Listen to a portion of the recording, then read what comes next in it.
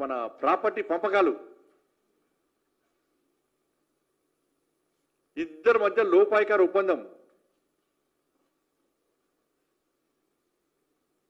అందుకే drugs case పోయింది, phone tapping case పోయింది, ఫామ్ హౌస్ కేసు పోయింది, విద్యుత్ కొనుగోలు కేసు పోయింది, ఈ కార్ రేసు పోయింది, కాళేశ్వరం కేసు పోయింది. ఒక్క దానిలో విచారణ జరపలేదు. ఎందుకంటే విచారణ పేరుతోనే కేసీఆర్ అనే వ్యక్తి పోయి ఢిల్లీ మూటలు కలుపుతాడు, ఇట కేటీఆర్ పోయి రేవంత్ రెడ్డి గారికి పైసలు ఇస్తాడు. వీళ్ళిద్దరి మధ్య పైసల దందా.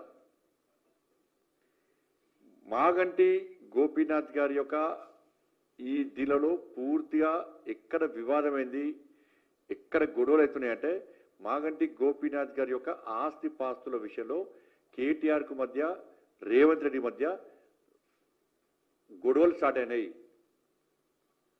ఆస్తి పంపకాల విషయంలో మాత్రమే వీళ్ళిద్దరి మధ్య గొడవలు స్టార్ట్ అయినాయి. ఇద్దరి మధ్య పగడు పట్టింపులు పెరిగిపోతున్నాయి. ఇది 100% వాస్తవము. మాగంటి గోపీనాథ్ గారు చనిపోకముందే, చనిపోయిన తర్వాత కానీ ఆయన ఆస్తులను వీళ్ళిద్దరు పంచుకున్నారు. ఇది కాదని చెప్పండి. వీళ్ళిద్దరు పంచుకున్నారు. మాగంటి గోపీనాథ్ గారు ఆస్తులు ఎన్ని ఉన్నాయి, ఎవరి పేరు మీదకి ట్రాన్స్ఫర్ అయినాయి, ఎట్లా ట్రాన్స్ఫర్ అయినాయి, గొడవ ఎక్కడ జరిగింది, వాళ్ళ తల్లి గారు కానీ వాళ్ళ భార్య కానీ వాళ్ళ కొడుకు చెప్పేటువంటి ఆరోపణల మీద విచారణ చేసేద్దాము రేవంత్ రెడ్డి సర్కార్కు ఉందా? చెయ్యడు. ఎందుకంటే ఈయన భాగస్వామ్యం ఉంది కాబట్టి. మీరు చూడండి, నిన్న వాళ్ళ తల్లి స్టేట్మెంట్ ఇస్తే ఇంతవరకు కాంగ్రెస్ పార్టీ స్పందించలే. అంత పెద్ద ఇష్యూ అది. ఇంతవరకు కాంగ్రెస్ పార్టీ స్పందించలే, బీఆర్ఎస్ పార్టీ స్పందించలే. స్పందించాలనుకుంటే మళ్ళీ ఇద్దరు ఫోన్లు మాడుకోవాలి. కేటీఆర్ గారును రేవంత్ రెడ్డి గారు ఫోన్ మాడుకోవాలి. నువ్వేం మాట్లాడాలి, నేనేం మాట్లాడాలి. ఆర్కే గవర్నమెంట్ ఇడ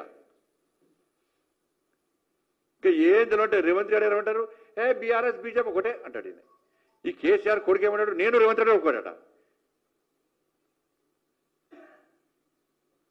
మాగంటి గోపీనాథ్ ఆస్తి పాస్తుల విషయంలో వెంటనే చర్చ జరపాలి, ఎంక్వైరీ చేయాలి, విచారణ జరపాలి.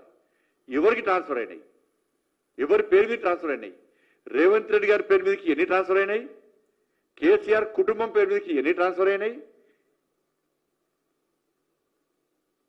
వాళ్ళ తల్లే నా కొడుకు మన ఒక మిస్టేక్ అంటున్నది, ఏం జరిగింది, మాగంటి గోపీనాథ్ గారు ఎప్పుడు చనిపోయారు, ఎన్ని రోజులకు హాస్పిటల్ వర్గాలు చనిపోయినట్టు డిక్లేర్ చేశారు, ఎందుకు లేట్గా డిక్లేర్ చేశారు, ఎవరి కోసం లేట్గా డిక్లేర్ చేశారు,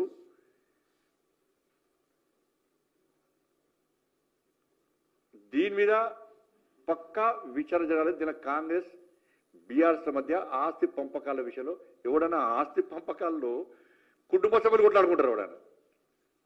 కానీ ఇక్కడ ఆస్తి పంపకాలు కేసీఆర్ను మన కేటీఆర్ను రేవంత్ రెడ్డి కొట్లాడుకుంటున్నారు.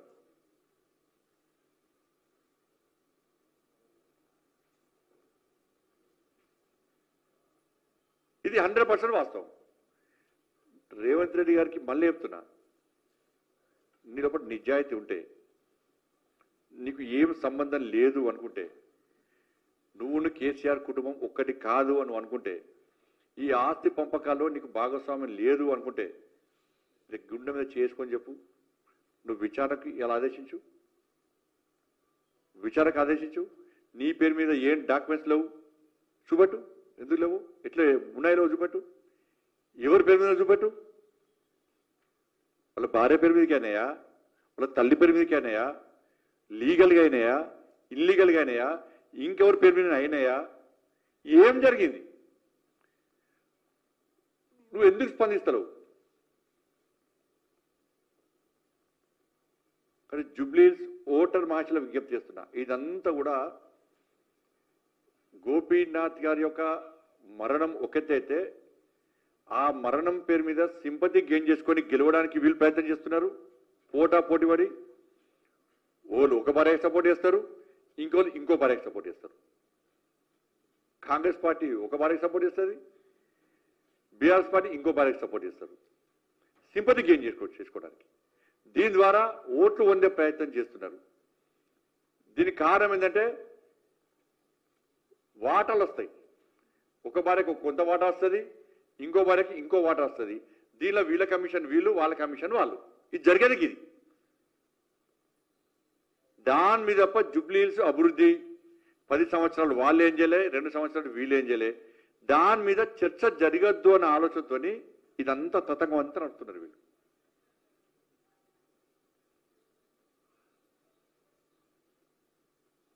ఇట్లా గెలవాలని చెప్పి ఇలా ముస్లింలందరూ ఓటు బ్యాంక్గా మార్చి అట్లా గెలవాలని చెప్పి కాంగ్రెస్ పార్టీ ప్రయత్నం. బీఆర్ఎస్ పార్టీ మొదటిదాకా ప్రయత్నం చేసింది, కలవే వాళ్ళకి ఫీల్డ్ కానీ అధిక పక్కన. బీఆర్ఎస్ పార్టీ ఫీల్డ్ ఉన్నాయి. బీఆర్ఎస్ పార్టీకి సంబంధించిన కార్యకర్తలు, నాయకులు, బయటికి వచ్చిన నాయకులు ఎవరు కూడా మాగంటి సునీత గారు ఎవరు తిరుగుతలేరు. ఎక్కడ తిరుగుతలేరు. ఎందుకంటే వాళ్ళకి కన్ఫ్యూజన్ ఉన్నారు. మేము ఈ కుటుంబాన్ని సపోర్ట్ చేయనా, ఆ కుటుంబాన్ని సపోర్ట్ చేయనా, ఏది ఫ్యాక్ట్?